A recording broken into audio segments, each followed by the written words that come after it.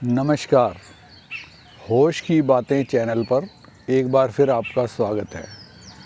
कल हम बात कर रहे थे अष्टावक्र की कि किस प्रकार उन्होंने राजा जनक को जब बोला और राजा जनक उससे विचलित हो गए और उनके मन में ये जिज्ञासा उठी कि कौन है ये बालक, और उसकी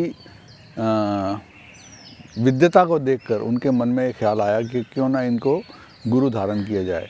अब यहाँ पर देखिए एक बड़ी अच्छी बात मेरे दिमाग में आती है देख के इसको, कि उनकी विनम्रता देखिए राजा जनक की। उन्होंने ये नहीं कहा कि मैं आपको गुरु बनाना चाहता हूँ, उन्होंने ये कहा कि क्या आप मुझे अपना शिष्य बना सकते हैं। उनकी विनम्रता देखिए। आज तो हम अक्सर ये कहते हैं कि हमने उनको गुरु बना लिया, उनको गुरु बना लिया।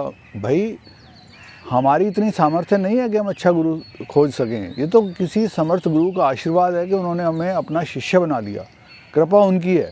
इसको ऐसे समझा जा सकता है कोई बड़ा अफसर है, प्रभावशाली व्यक्ति है, तो सब उससे अपना संपर्क करना चाहते हैं।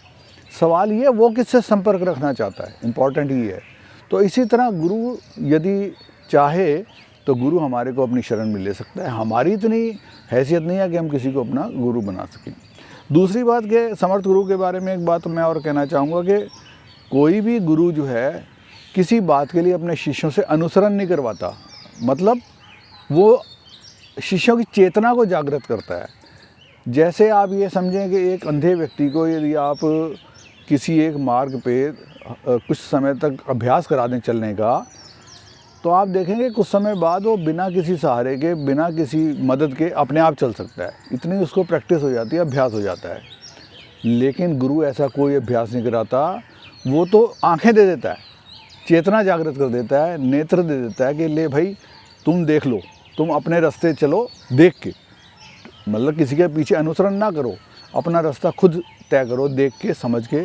तो इसी प्रकार से जो अष्टावक्र हैं वो इसी टाइप के गुरु हैं। इसी तरह से उन्होंने अपनी सारी बातें कही हैं। तो जो पहला प्रश्न जनक ने उनसे पूछा, बड़ा वो एक साधारण सा प्रश्न है, लेकिन असाधारण इसलिए है कि हर आदमी उसको जानना चाहता है।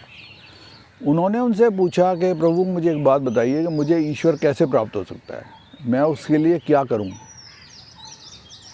तो अष्टावक्र जी ने कहा तुम्हें ईश्वर इसी क्षण, अभी इसी क्षण प्राप्त हो सकता है, और इसके लिए तुम्हें कुछ भी नहीं करना। अब वो बड़े हैरान हुए, बोले भाई ये क्या जवाब हो, मुझे कुछ करना नहीं और ईश्वर मुझे मिल सकता है, कैसे। उन्होंने कहा वो ऐसे कि ईश्वर तुम्हें ऑलरेडी मिला हुआ है। ऐसा नहीं है कि तुम्हें ईश्वर नहीं मिला हुआ, तुम्हारे अंदर ईश्वर ही है। ईश्वर तुम्हें मिला हुआ है, बस फ़र्क इतना है कि तुम्हें बोध नहीं है, तुम्हें उस बात का एहसास नहीं है, तुम्हें उस बात का पता नहीं है। तो जब तक आपको पता नहीं होगा अपने अंदर मौजूद ईश्वर का, तो आप ईश्वर को कहीं मर्जी ढूंढते रहें, कैसे मिलेगा वो ईश्वर। तो ईश्वर को प्राप्त करने के लिए बोध जरूरी है, चेतना जरूरी है, जागरण जरूरी है। और ये बात बार बार इसलिए कही जाती है, जैसे छोटे बच्चे को किसी चीज़ का अभ्यास कराया जाता है, बार बार उसको याद कराया जाता है। और याद का जैसे मैंने कल जिक्र किया था कि याद सबने किया ये, लेकिन जैसा याद युधिष्ठिर ने किया वैसा किसी ने नहीं किया। तो हम भी जब तक ऐसा याद ना कर लें जो हमारे चेतन अचेतन मन में बिल्कुल बैठ जाए और हमें हर टाइम याद रहे वो और हमारे एक्ट में उतर आए, तो उसको हम याद करना कह सकते हैं। तो इसलिए उन्होंने कहा कि अच्छा, ये उनका संवाद काफ़ी लंबा है, काफ़ी प्रश्न राजा जनक ने पूछे और उनके यथोचित उत्तर भी दिए अष्टावक्र जी ने। लेकिन हम इसका पहले और आखिरी प्रश्न की बात करेंगे क्योंकि काफ़ी लंबा विषय हो जाता है ये। तो पहला प्रश्न मैंने आपको बताया और उसका जवाब भी बताया। अब हम कल इस बारे में बताएंगे कि आखिरी में क्या प्रश्न पूछा अष्टावक्र ने और राजा जनक ने उसका क्या जवाब दिया। तो आज के लिए बस इतना ही। धन्यवाद।